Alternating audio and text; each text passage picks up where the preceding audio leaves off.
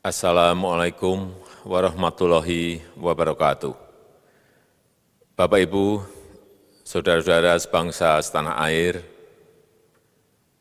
pagi tadi saya telah memimpin rapat terbatas secara virtual tentang Undang-Undang Cipta Kerja bersama jajaran pemerintah dan para gubernur.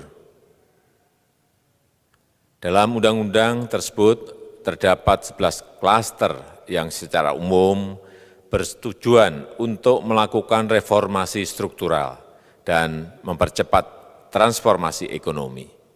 Adapun klaster tersebut adalah urusan penyederhanaan perizinan, urusan persyaratan investasi, urusan ketenagakerjaan, urusan pengadaan lahan, urusan kemudahan berusaha, urusan dukungan riset dan inovasi, urusan administrasi pemerintahan, urusan pengenaan sanksi, urusan kemudahan pemberdayaan dan perlindungan UMKM, urusan investasi dan proyek pemerintah, serta urusan kawasan ekonomi. Dalam rapat terbatas tersebut, saya tegaskan mengapa kita membutuhkan Undang-Undang Cipta Kerja. Pertama, setiap tahun ada sekitar 2,9 juta penduduk usia kerja baru, anak muda yang masuk ke pasar kerja, sehingga kebutuhan atas lapangan kerja baru sangat-sangat mendesak. Apalagi di tengah pandemi, terdapat kurang lebih 6,9 juta pengangguran dan 3,5 juta pekerja terdampak pandemi COVID-19. Dan sebanyak 87% dari total penduduk bekerja memiliki tingkat pendidikan setingkat SMA ke bawah, di mana 39% berpendidikan sekolah dasar, sehingga perlu mendorong penciptaan lapangan kerja baru, khususnya di sektor padat karya. Jadi, Undang-Undang Cipta Kerja bertujuan untuk menyediakan lapangan kerja sebanyak-banyaknya bagi para pencari kerja serta para pengangguran. Kedua, dengan Undang-Undang Cipta Kerja akan memudahkan masyarakat, khususnya usaha mikro kecil, untuk membuka usaha baru. Regulasi yang tumpang tindih dan prosedur yang rumit dipangkas.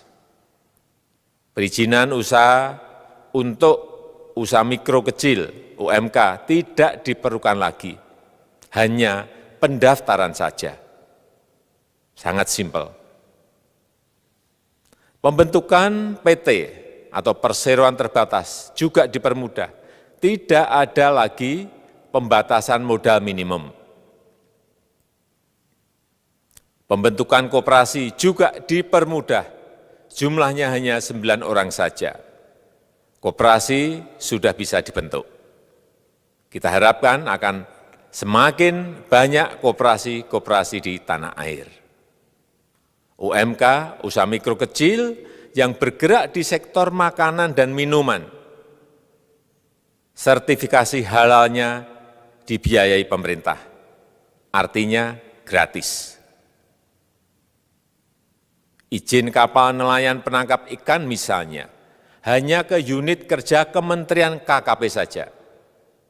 Kalau sebelumnya harus mengajukan ke Kementerian KKP, Kementerian Perhubungan, dan instansi-instansi yang lain, sekarang ini cukup dari unit di Kementerian KKP saja. Ketiga, Undang-Undang Cipta Kerja ini akan mendukung upaya pencegahan dan pemberantasan korupsi. Ini jelas karena dengan menyederhanakan, dengan memotong, dengan mengintegrasikan ke dalam sistem perizinan secara elektronik, maka pungutan liar, pungli dapat dihilangkan. Namun, saya melihat adanya unjuk rasa penolakan Undang-Undang Cipta Kerja yang pada dasarnya dilatar belakangi oleh disinformasi mengenai substansi dari undang-undang ini dan hoax di media sosial. Saya ambil contoh, ada informasi yang menyebut tentang penghapusan UMP, upah minimum provinsi, UMK, upah minimum kota kabupaten, UMSP, upah minimum sektoral provinsi. Hal ini tidak benar, karena faktanya upah minimum regional, UMR, tetap ada. Ada juga yang menyebutkan bahwa upah minimum dihitung per jam. Ini juga tidak benar. Tidak ada perubahan dengan sistem yang sekarang. Upah bisa dihitung berdasarkan waktu dan berdasarkan hasil.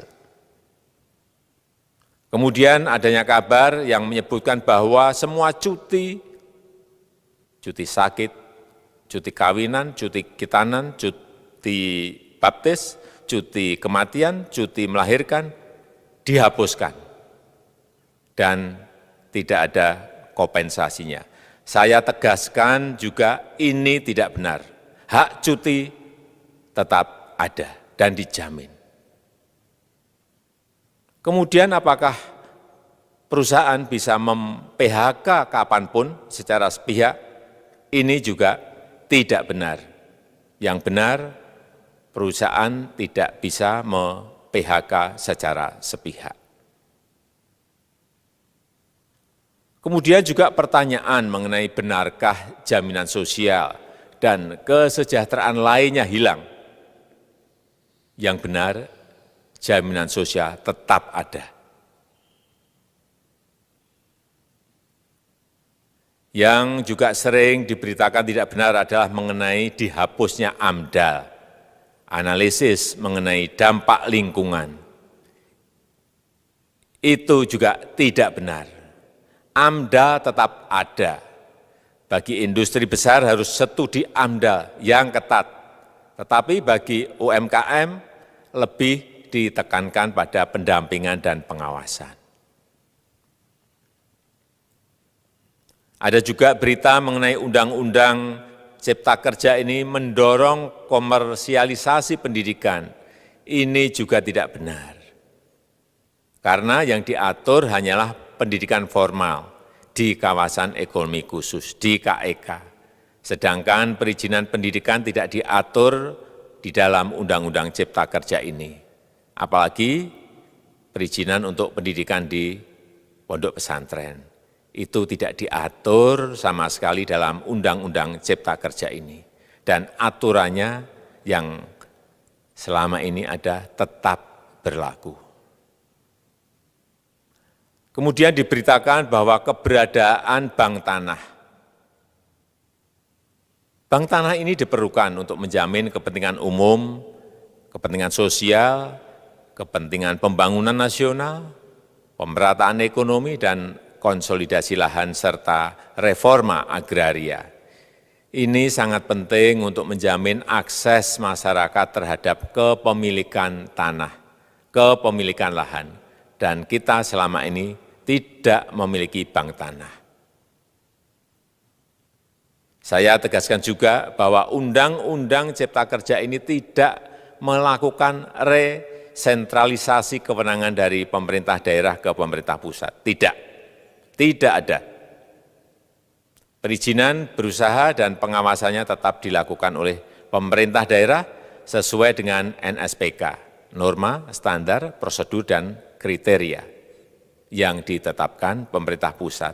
Ini agar dapat tercipta standar pelayanan yang baik di seluruh daerah, dan penetapan NSPK ini dapat nanti akan diatur di dalam PP atau peraturan pemerintah. Selain itu, kewenangan perizinan untuk non-perizinan berusaha tetap ada di Pemda, sehingga tidak ada perubahan. Bahkan kita melakukan penyederhanaan, melakukan standarisasi jenis dan prosedur berusaha di daerah. Dan perizinan berusaha di daerah diberikan batas waktu. Ini yang penting di sini. Jadi ada service level of agreement. Permohonan perizinan dianggap disetujui bila batas waktu telah terlewati. Saya perlu tegaskan pula bahwa Undang-Undang Cipta Kerja ini memerlukan banyak sekali peraturan pemerintah atau PP dan peraturan presiden atau Perpres. Jadi setelah ini akan muncul PP dan Perpres yang akan kita selesaikan paling lambat 3 bulan setelah diundangkan. Kita pemerintah membuka dan mengundang masukan-masukan dari masyarakat dan masih terbuka usulan-usulan dan masukan dari daerah-daerah.